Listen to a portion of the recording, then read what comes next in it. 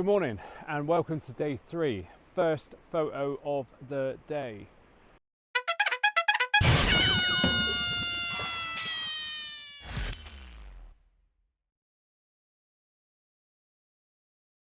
Alright, just while the van's having a bit of a run and a warm up, I'll talk you through what I've done. So, as you can see, if I spin you around, solar panel and a holdial on the top. And I've got another solar panel on the front, which is a flexible solar panel. So the front one is connected to my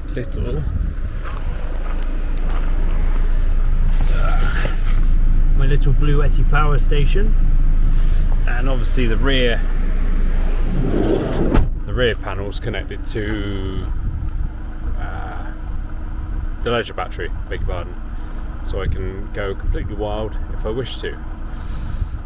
Managed to do all of that without drilling any holes in the roof. I found ways to get the cable in through other parts and just put some Sikaflex 522 sealant on them.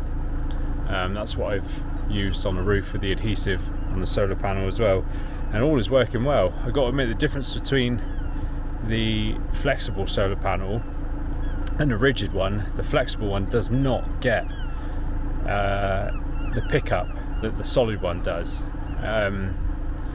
It's a shame, but the flexible one's just there to top the little Bluetti power station up, which played its part last night. Though I'm connected to an electrical hookup, I've got other things I want to use for the plug sockets in the van, you know, like my editing, keep the laptop running, keep the iPad running so I can watch TV. So the Bluetti's been charging the phones, the watches, the drone batteries, the Osmo I'm recording on now. So yeah, worth its weight in gold. I think that's all about I've done to the van, really. The holdial, it's not a rigid roof box, but it's good. It does exactly what I want it to do. So yeah, we're 650 miles into this trip and it's not moved an inch, so credit where credit is due. Campsite this morning, absolutely stunning.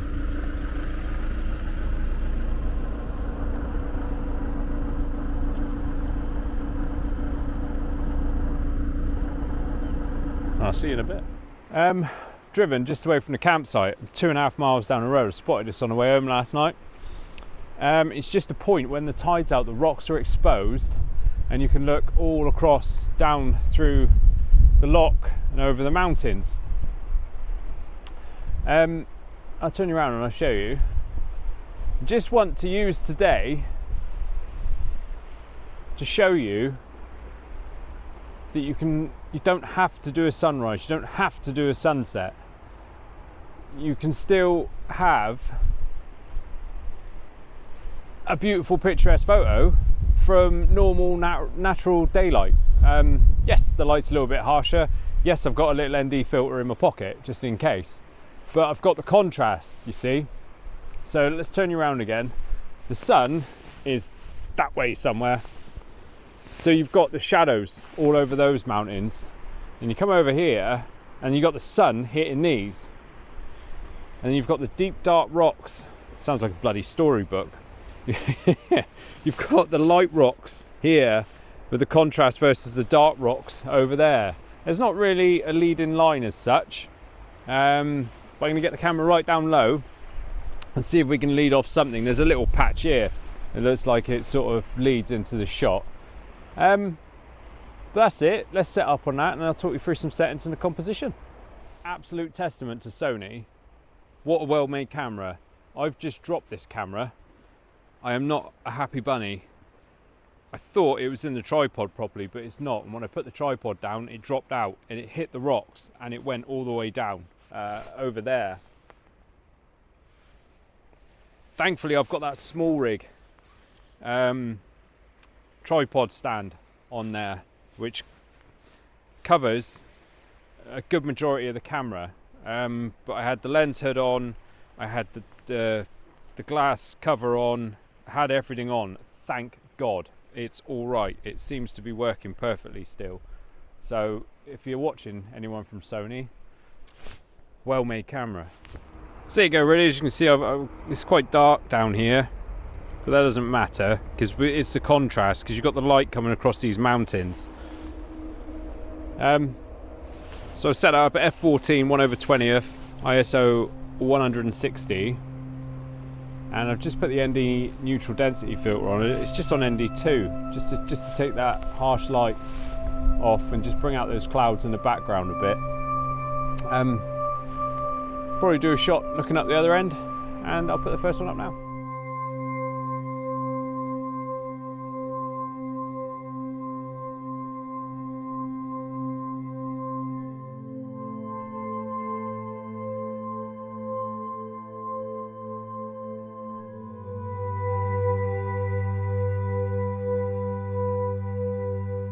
I've just come around to the other side. The temperature has dropped here dramatically overnight because the skies are clear. Down to 3 degrees this morning. It's about 8 at the moment, but you can certainly feel change in temperature. Hence, new coat day. So, come around to the other side. It's just a nice scene. You know, we've got some boats, but what's caught my eye is these little trees here. They've got some light coming onto them when not much else is lit over there. So I've zoomed in right up to 70mm, 1/20th f14 ISO 50. It's just led off the rocks and just sort of gone into the scene really. I'm going to do a couple of shots and different focal ranges, and I'll stick my favourite one up now. But look at this. I've never seen anything like. I've seen a jellyfish. I've seen a jellyfish in the water. Obviously the tide's out. The tide must come right in here at night. But yeah, that is quite something. I'm not going to take a photo, but oops. I assume he's dead. I assume it's a he. Anyway, it's massive. About the size of my foot. Anyway, photos. I'll stick them up now. Here's my favourite.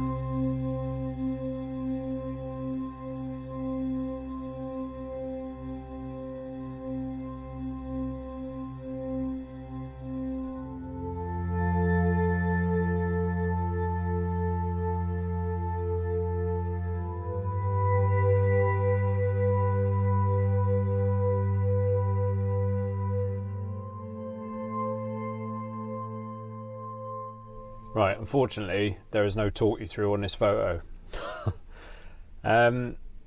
So, sunset location, as I'm on my way, you go past the Nevis range and then you come up to the Commando Memorial, which is quite iconic.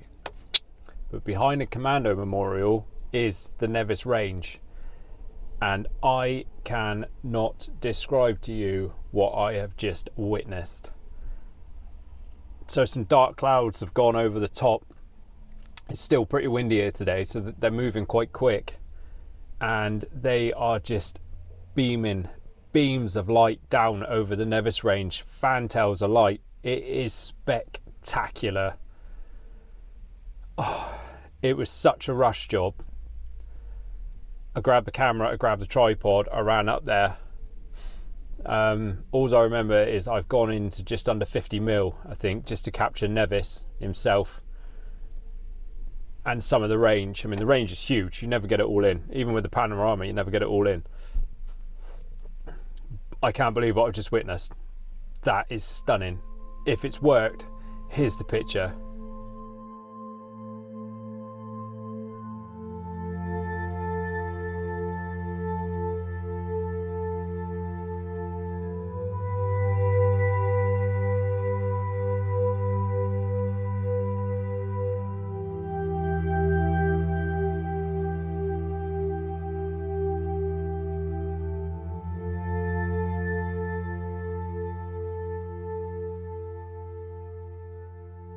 I'm beginning to wonder if I'm ever going to make it to my destination.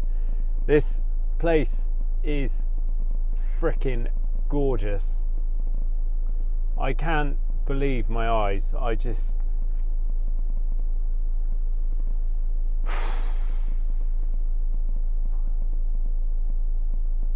supposed to talk to people on YouTube when you vlog in, but I'm lost for words. Absolutely lost for words. Have a look at this picture. I think it's about f10, 1/80th, focus to infinity, little rock in the foreground, and just mountains, just gorgeousness. Here it is.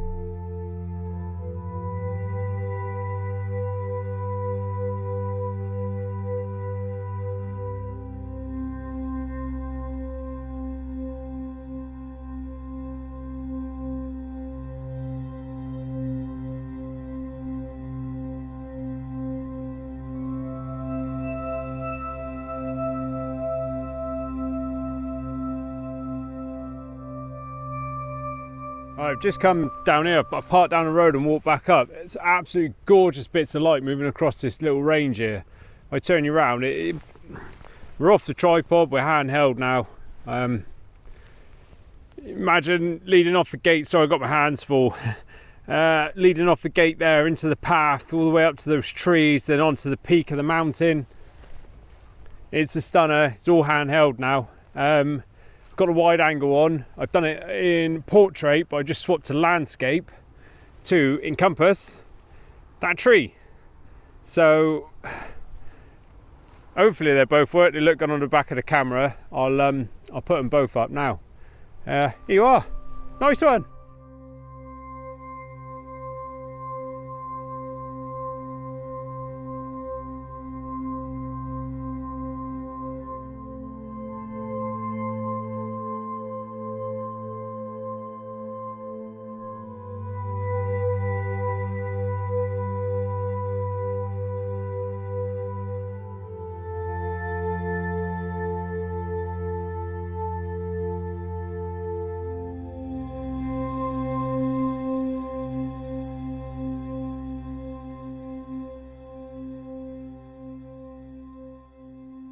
Right, I'm about 20 minutes away from my destination now. I keep stopping. I got some beautiful afternoon light being cast up on these mountains over here.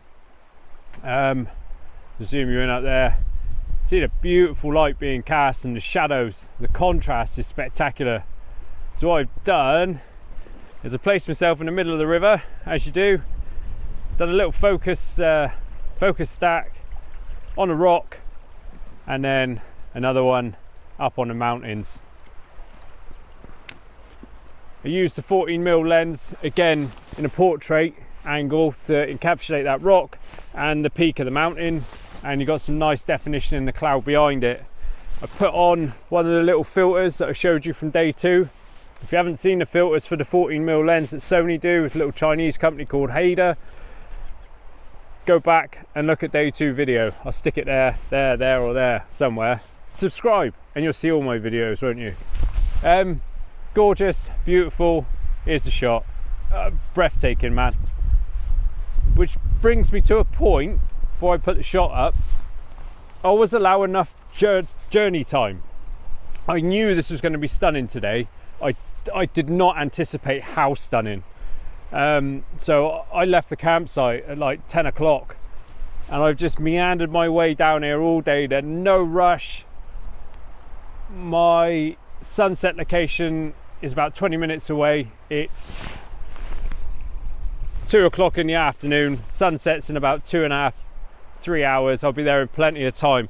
So yeah, top tip, man, allow yourself plenty of time. If you know you're going to see stuff and you're going to want to be stopping, allow yourself some time, because the last thing you want to do is rush, God forbid have an accident, or arrive at your destination late, and it makes the whole day not pointless because you've had your shots on the way. But if you've got a goal at the end of the day, and I have, which is the castle that I'm going to, keep your goal but allow enough time. Always allow enough time. Right, here's the shot. Stop dawdling on, Peter.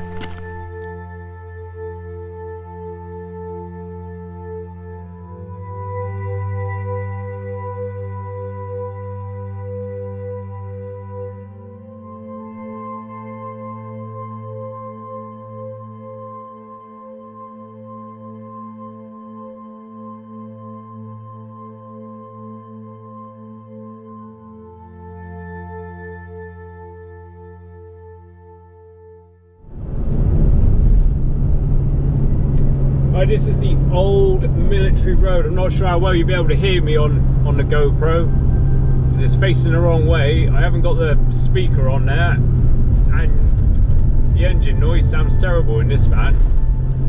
This is the old military road up to Ratagan viewing point. So let's get up there and have a look.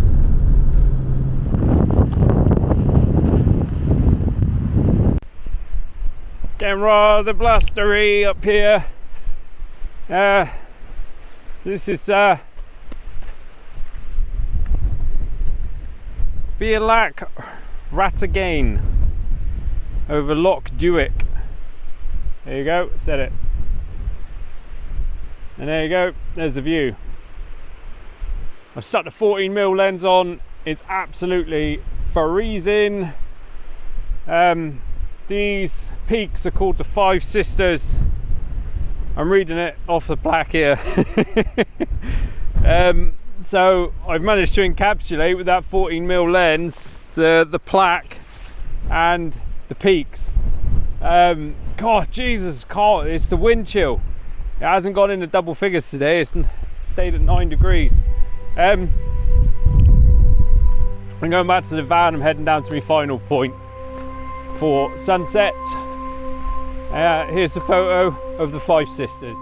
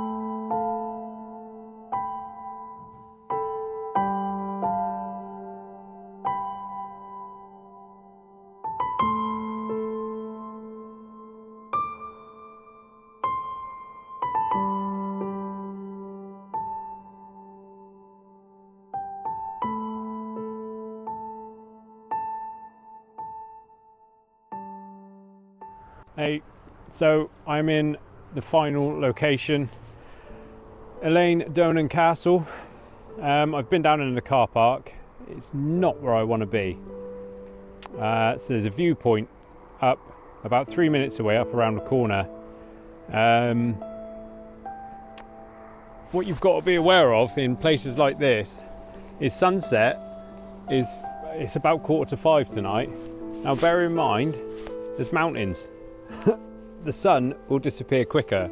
So I'm here at 3:30, so I've got an hour before the sun starts disappearing, or before, you know, you've got to allow for these mountains. The sun sets at 4:45.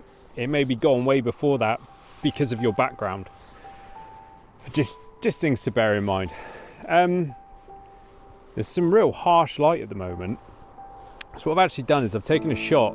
I've lifted the shadows a little bit, F9. I've made a castle my focal point, ISO 64, 1/100th of a second.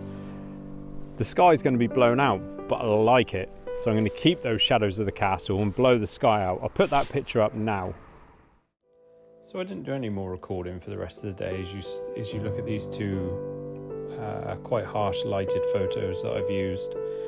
Another gentleman pulled up in a camper van and we had the most wonderful chat for the rest of the afternoon. It was an absolute pleasure to meet him.